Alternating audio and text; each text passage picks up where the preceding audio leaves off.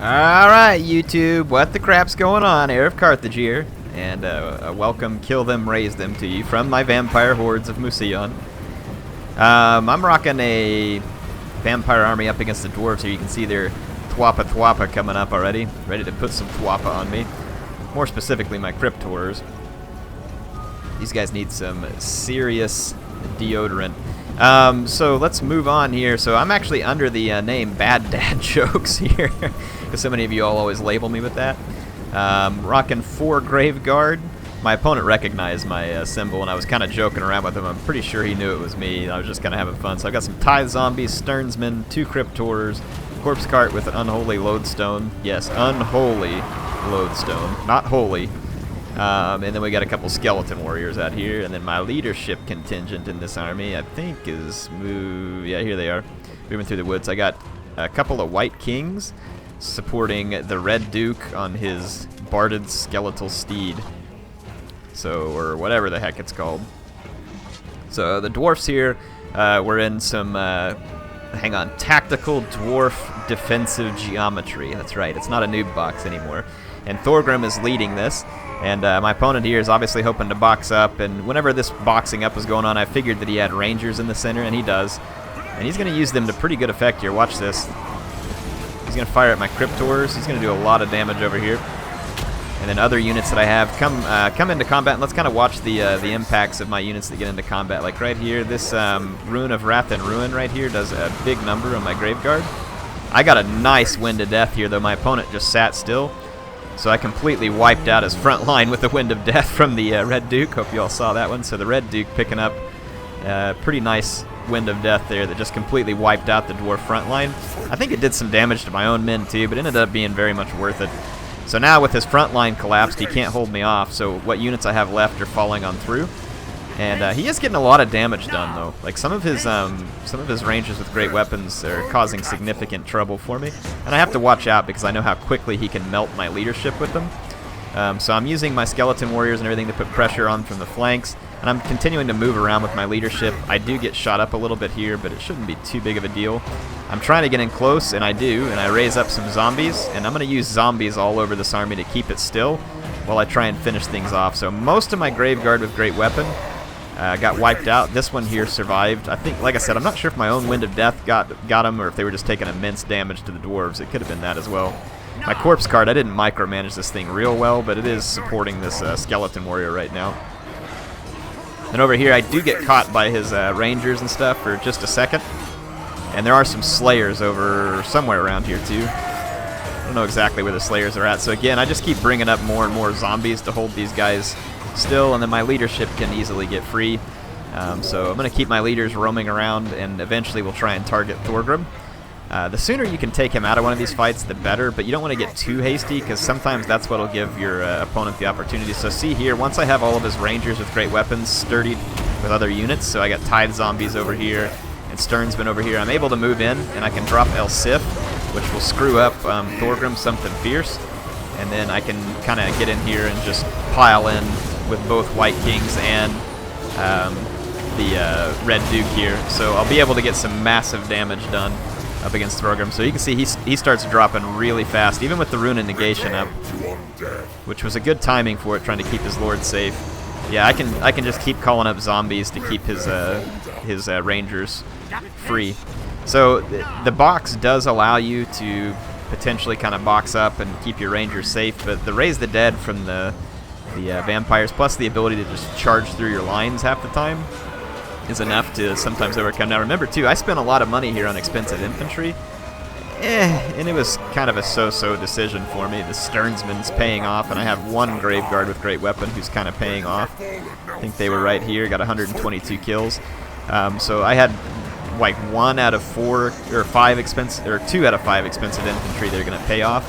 I could have just gotten a lot of cheap zombies and then rolled with a crap load of cavalry or other units, and I could have had a flying lord too, to where I could have come in and dropped zombies all day long all over the Rangers. So definitely have that option. Check out, there's a Slayer in here, and the Slayers, look at the number of kills because all the zombies I'm dropping these guys. They are just racking up kills. Slayers are really good against stuff that doesn't have armor. And they're better now against armored stuff, but they're mostly good against anything without armor, because you can see that high weapon strength, and then they have a decent melee attack there. Yeah, the corpse cart's still alive. So this is the corpse cart. I haven't, because of the wind, I used an upgraded Winds of Death at the beginning, and that used up most of my magic, and because of that, I haven't had a lot of magic throughout the whole match. And so really my corpse cart has been responsible for helping to slowly kind of heal my units as they've been in combat, and then of course the Sternsman heals itself. So after all this time, again, his units are still, he's not able to extricate himself from these fights effectively. He probably could have a couple of times, but he wasn't able to get it done here. And you can see here I'm just keeping his rangers busy. He's not able to use their ammo, and then I just keep my I'm just keeping my lords on the move over here. He charged me with his gyrocopters out of desperation over here, I think, to kind of hold my lords still. It's not going to be enough. I'm going to be able to tear through his units. So the gyrocopters are going to get beat down, and then one of his rangers came back from routing, and so I hit it with a White King so it couldn't sit back and try and throw axes to support the fight. At this point, basically every dwarf unit has routed except for the Slayers, and the Slayers are going to put up an epic last stand, as you would expect from those who've taken the Slayer Oaths. Here we're going to mercilessly hunt down and kill the Runesmith. So, vampires showing here their no mercy for the living. Is the Runesmith going to get up? Nope. He's done. So the Slayers are the only unit left, and they're back here fighting away. Now that the Sternsmen are in the fight, they're definitely going to hurt the Slayers pretty badly. They have enough armor and defense to kind of slow the Slayers down. But the Slayers have done a lot of zombie killing. Look at that. I tried to use the Gaze of Nagash just for fun. What a shot. Yeah, it missed like all over the place. Then I'm going to bring in the White King and the Red Duke. All of them here. So just chase the Slayers around and finish these guys off. It's going to end up being a successful Mousillon versus Dwarf battle here. I think some things I could have done better. Probably too many Graveguard with Great Weapon. They're pretty expensive. And I could have saved money for more meat shield units to put even more pressure on the Dwarfs once I kind of broke up their tactical geometry there. So that probably would have been the right bet for me. And for the opponent that I played here who kind of recognized me, I was just having fun there. I hope you enjoy the videos. And yes, clearly you recognized my avatar and my goofy name there, so you had me. I just like playing around sometimes when we do that. So hope you had a fun game. I did play him in another match. I'm not going to show that here. We played a Chaos versus Dwarves match. And the only reason I'm not going to show is because it's 20 minutes long. It came down to a draw where he and I fought each other to a draw. But I'm going to show you a different match here where I used the army that we just saw from Iru Robin, because I wanted to test this one out for myself and kind of have some fun with it. I think this is similar to his army, at least if not, it's an extremely close take on it. And this map had a lot of woods, so I was like, hey, a lot of woods, wood elves. So I knew that despite the amount of woods here, this would be a good map for me. So I have the 2 Azrai Spear, 5 Eternal Guard. 1 doesn't have shields because I may have set the army up a little bit different. I've got my Glady up here. She does have Arrows of Kurnos. And then I've got 5 Deepwood Scouts. They're going to be able to roam around and take care of some business. So immediately I see an Empire flying squad over here led by Karl Franz. So there's 2 Empire captains, Karl, and then he's got a Light Wizard behind him. It's kind of interesting that the Light Wizard's out here. So the Empire players apparently really liking this whole Light Wizard trap type thing recently. There's even some Spearmen and some Demigryph Knights with halberds waiting. So definitely intending to try and trap an enemy lord in a bad position, I think, or trap anything that goes for the Light Wizard. So I'm going to use the Glady here. I've used the Arrows of Kurnos, caused some damage on the Empire Captain, and I'm just going to start firing with her bow weapon. And then I'm keeping the Deepwood Scouts close to my lord, or lady, I should say. My Spellsinger is back here with my infantry just to keep her safe. The Empire infantry is cheap because he spent it all on heroes, and then there's 2, well, there's the Demigryph Knight, and then there's the Reichsguard. So he's spent some money on that. He's got a swordsman on either flank and a couple, or there's a greatsword in the back. Greatswords don't play a lot of role versus the Wood Elves, so I wouldn't recommend them, because the Wood Elves have a lot of unarmored infantry. I get the height advantage, so I'm more than happy to charge down and kind of pin the Empire lines here, because I don't think that their units are going to do all that well versus me. Over here, I'm trapped with the Net of Amentok, but I also trapped Karl Franz with the Prey of Anathrema, and the Empire Captain alone can't do the damage against the Glady. His other one lands thinking that he'll take out my archers, but there's too many archers. They pile in on him, and then I got my War Dancers over here tearing him apart. So this ends up, what looked like a trap for me, kind of ends up trapping my opponent in some bad spots here. Carl takes a beating. And with no Jade Wizard around, he's going to be in bad shape really fast. So the Glady's easily able to hold her own. She has a potion, and I have the life spell singer. Here, Carl is going to well, I thought Carl was going to come after me, but he flees. The Empire Captain comes back for more and gets bested.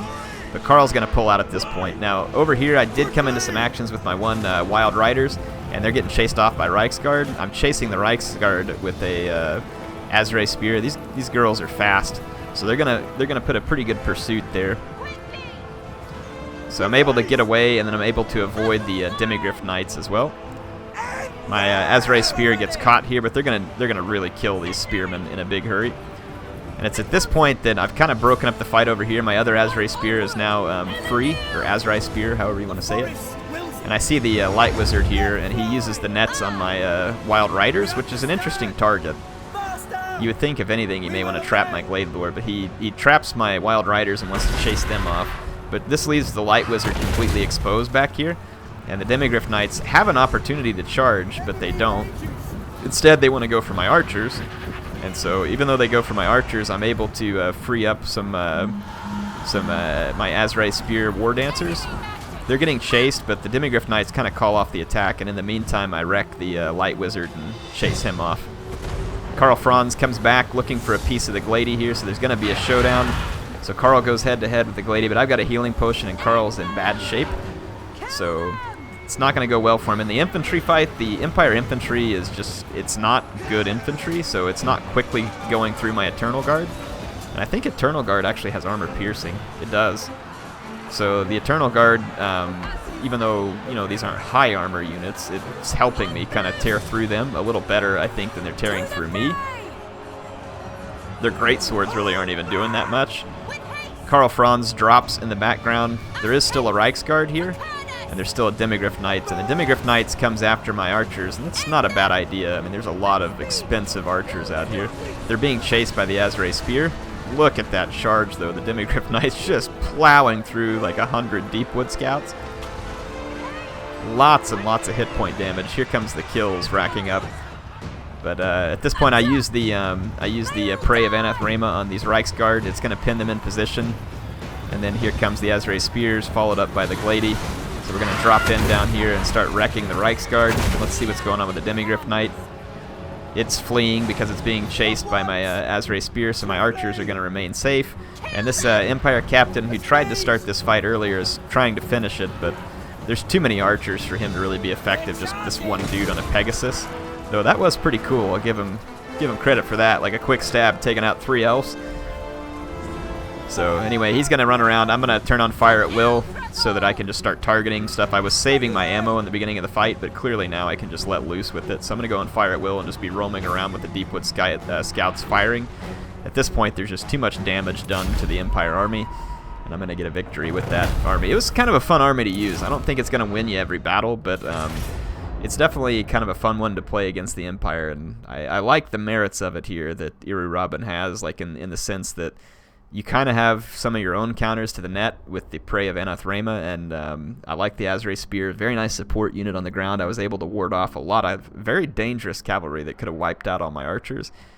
So being able to protect them. And then the Eternal Guard here, you can see they performed extremely well up against their Empire counterparts. And that's not surprising in the least to me. I think my opponent would have been better off with more swordsmen here to go up against the Eternal Guard, since they have a little bit better attack. The spearmen with shields and the spears, I'm not really sure how they would play in well here other than just being cheap. So yeah, I'm not exactly sure why he went with that. I didn't actually even do that much with my Deepwood Scouts, but they drew a lot of his attention, which was helpful for me and ended up being a benefit for me here in the end. Hope you all enjoyed this. HeirofCarthage signing out for now. I will see you all tomorrow on another online battle.